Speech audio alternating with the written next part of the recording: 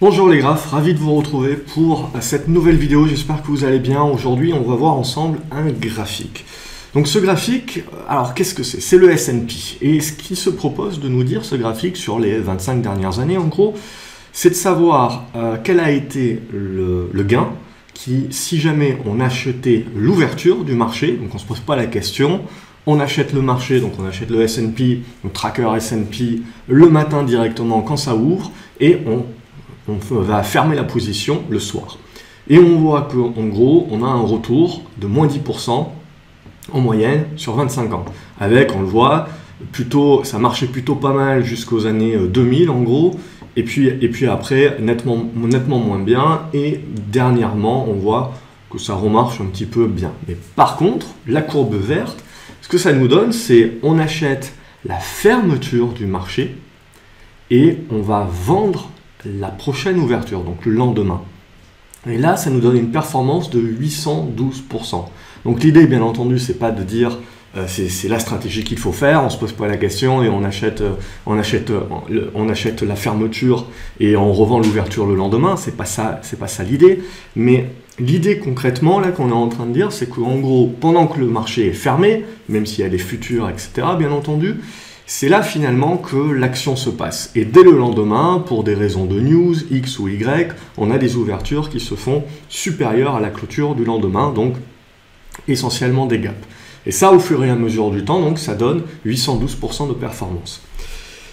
J'utilise ce graphique-là parce que vous êtes nombreux à me poser des questions, souvent dans les commentaires, que ce soit YouTube ou des questions sur le site graphceobourse.fr ou encore dans les commentaires, etc., des différentes choses que je peux publier.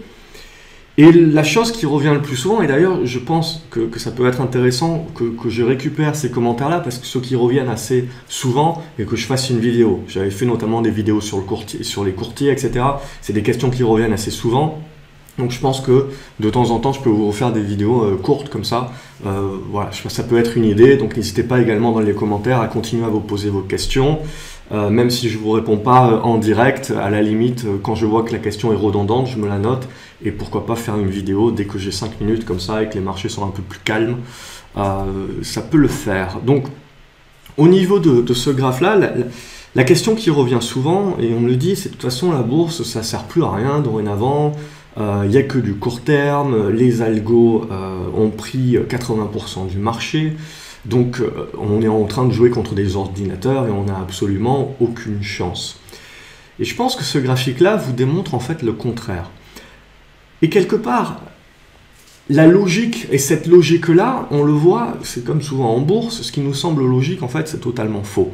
Parce que la logique de penser qu'on n'a aucune chance parce que le marché est devenu moins cher, donc ça coûte de moins en moins cher d'être sur les marchés, on a l'information en quasi temps réel, vous avez les graphiques en temps réel, ça vous coûte pas cher de passer des allers-retours, donc finalement on voit que le marché dans sa démocratisation a facilité une stratégie qui serait donc d'être le day trading, voire le scalping. Or, ce que l'on voit stratégiquement, c'est que ce n'est pas quelque chose qui rapporte. Hein. Bien entendu, vous avez toujours des personnes qui vont exceller dans un certain domaine, mais on voit concrètement que ce n'est pas là où le marché va vous donner le plus de performance. Le marché, il va vous donner le plus de performance en gardant la position, ce qu'on appelle overnight, ce qui est un risque en soi. C'est-à-dire que quand on a une énorme aversion pour le risque, évidemment, on n'a pas envie de garder sa position le soir, parce que le lendemain, tout peut arriver, bien entendu, et il suffit d'avoir vécu le crack du Covid en mars pour en être persuadé, où dès le lendemain, on ouvrait directement avec des gaps de 5-6% à la baisse. Donc là, bien évidemment, la stratégie, à ce moment-là, ne fonctionne pas, et on se dit surtout pas acheter la clôture, et surtout pas garder les actions à la veille. Mais le point crucial, c'est bien de se dire que malgré que ces 20 dernières années, on ait eu cette démocratisation, cette facilité à pouvoir faire des allers-retours et à faire du court terme, ce n'est pas ce qui rapporte le plus. Ce qui rapporte le plus, c'est d'être dans une mentalité de swing trading, de suivi de tendance et donc d'achat justement pour conserver les actions. Et ce risque que l'on prend d'overnight, voire de garder une position plusieurs jours, en fait ce risque il est récompensé par le marché. Pensez toujours qu'il y a une prime de risque sur les marchés. C'est toujours la prime de risque, vous le savez, c'est toujours la différence entre l'OAT, donc l'obligation du trésor, et ce que l'on peut obtenir en rendement dans notre placement. Et donc la différence finalement, c'est la prime qu'on va être payé, que le marché va nous payer pour prendre ce risque-là. Évidemment, quand il n'y a plus de prime de risque ou qu'elle est trop fine, on revient à la vidéo sur les taux longs que je vous ai faite. À partir de ce moment-là, il n'y a plus d'intérêt à prendre du risque puisqu'il ne rémunère plus et donc, bien entendu, on ne prend plus de risque et on va récupérer du sans risque parce qu'on a déjà un rendement suffisant. Et ça, je referme la parenthèse, on a déjà fait des vidéos là-dessus. Et donc là, moi, l'idée, justement, c'est de se dire, ce qu'il faut comprendre des 20 dernières années de la démocratisation du trading, des réductions de frais, de la facilité de pouvoir acheter des ETF, de la facilité de trouver de l'information, de se former et de pouvoir accéder au marché, finalement, qu'est-ce que ça a fait? Ça a fait que, en tant qu'investisseur, moi, et je l'ai surtout ressenti ces dernières années avec mon portefeuille qui a explosé, à force de devenir gros, on a un gros problème de contrepartie. On ne peut pas acheter les actions qu'on a achetées et qui ont fait notre succès au début, donc des petites caps qui explosent comme ça parce qu'on est trop gros. On n'a plus la contrepartie, on n'a pas suffisamment des titres assez liquides pour pouvoir rentrer et sortir comme on veut facilement. Et ça crée un risque justement. Et donc du coup, on est obligé d'aller chercher des valeurs plus grosses qui ont plus de liquidité pour continuer à essayer d'être performant, mais forcément, plus un portefeuille grossit et moins on arrive à être performant. Sauf sur des années assez exceptionnelles comme 2020 par exemple, mais bon, c'est pas des années qui se reproduisent bien entendu tout le temps. Donc là, l'idée, c'est bien de comprendre que qu'est-ce que je recherche en tant qu'investisseur pour prendre le risque. Qu'est-ce qui va me pousser à prendre le risque sur un titre si j'ai la capacité de pouvoir le revendre demain, dans un mois, dans un an. Ce qui est important pour moi en premier lieu, c'est d'avoir la contrepartie. Qu'est-ce qui s'est passé avec la démocratisation du trading, les hedge funds et même les algos? Pour moi, les algos, ce n'est absolument pas un mal. Pour moi, c'est un mal pour un bien. Je pars du principe qu'en effet, les stratégies de court terme, on se bat contre des machines, on se fait noyer par le bruit de marché, on se fait complètement balader. Et donc, je ne pense pas qu'un investisseur, que 95% des investisseurs doivent aller vers ça. Mais à contrario, ça nous a ajouté quoi? Ça nous a ajouté de la liquidité au marché. Comme vous avez tous ces algos, tout ce trading de court terme qui est là, qui fait des allers-retours, en permanence, ces 20 dernières années, on a rajouté de la liquidité au marché, donc de la capacité au marché de pouvoir acheter, vendre très facilement, très rapidement. Et du coup, moi, quand j'ai une grosse somme, etc., si je sais que je peux acheter et vendre très rapidement, eh ben, je vais prendre la position.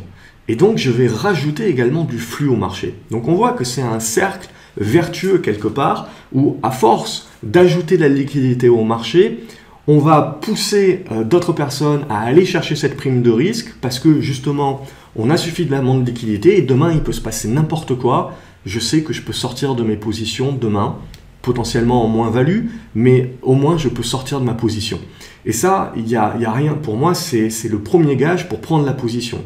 Si je n'ai pas cette certitude, si je n'ai pas cette conviction-là de pouvoir demain sortir, peu importe ce qui se passe dans le monde, eh bien, je ne vais pas prendre la position. Et donc, je ne vais pas ajouter à la liquidité du marché. Et si je n'ajoute pas à la liquidité du marché et tout un tas d'autres personnes font comme moi et n'ajoutent pas à la liquidité du marché, eh ben, on a un marché qui n'est plus du tout intéressant et qui ne va pas pousser les gens à l'action. Et on voit que ces 20 dernières années, et c'est ce que démontre pour moi ce graphique-là, et c'est comme ça qu'il faut le comprendre, essayer d'aller toujours un petit peu plus au fond des choses que juste le côté superficiel de ce qu'on peut retenir d'un graphique, par exemple. C'est bien de comprendre que on a permis au marché de donner une prime aux personnes qui conservent les actions grâce justement à ce flux de liquidité qui a été créé en permanence et qui a explosé avec les années. Et je pense que donc les algos, tout ça, les techniques de court terme, c'est pas mal. Je pense que un trader lambda ne doit pas aller vers ça et se cassera les dents. Il y a très peu d'élus à mon avis. Mais du coup, ça avantage l'investisseur plus moyen long terme justement parce que il a la capacité d'avoir une contrepartie et donc de dimensionner et de prendre des positions plus grosses voire éventuellement de l'effet de levier, mais là aussi c'est pas quelque chose que je recommande pour des investisseurs lambda. Donc voilà un petit peu l'idée sur ce graphique-là. Je vais rebondir également sur une question qui m'est souvent posée, et on le voit, c'est toujours la même chose, c'est comme quand on parle du crack boursier, de machin, toujours les mêmes choses qui reviennent, c'est comme les cartouches de la Fed, des banques centrales, etc., c'est toujours pareil. Et on se plante de sujets, on se plante complètement de conséquences, et on mélange toujours cause et causalité. Ça, au royaume de tout ce qui peut être publié sur les réseaux sociaux, on est en plein dedans. Voilà, donc j'espère que vous appréciez ces petites vidéos comme ça, indicatives très rapidement. Je continuerai d'en faire, donc n'hésitez pas à continuer à poser vos questions dans les commentaires. Et même si je ne vous réponds pas personnellement, voilà, j'essaierai toujours de me faire une espèce de liste et de répondre aux questions comme ça au fur et à mesure.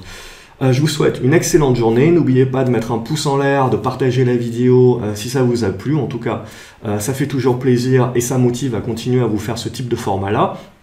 Je vous attends du côté des commentaires donc, et abonnez-vous à la chaîne, comme ça vous ne loupez rien. Excellente journée à vous les graphes et à la prochaine.